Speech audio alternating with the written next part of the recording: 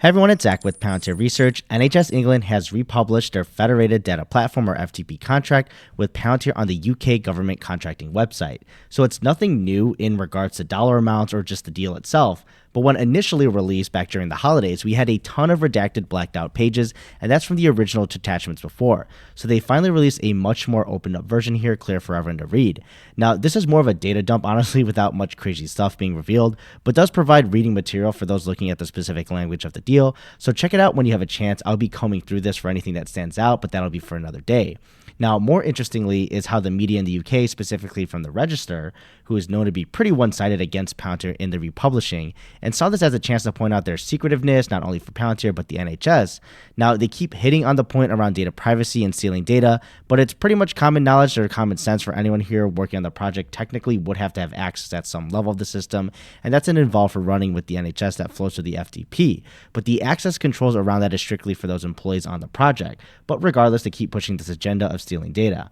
Now, for what's publicly available and how well Palantir is doing on the deal itself, it's really anyone's best guess. It's obviously still early, but over time, it won't be surprising to see NHS England to release some metrics around their performance, especially around the related initiatives that they talked about in the past in regards to the FTP, like cancer wait times or surgery theater schedule, and many more, and possibly new things.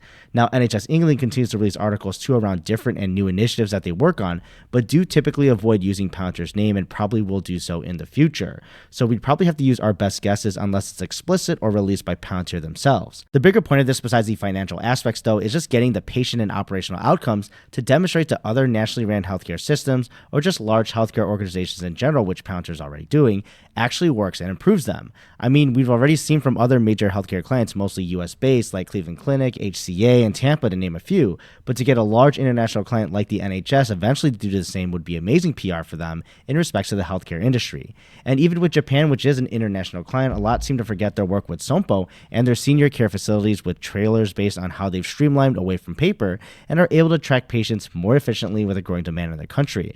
But things seem to be doing well still for the space, even if we don't get all these headlines all the time.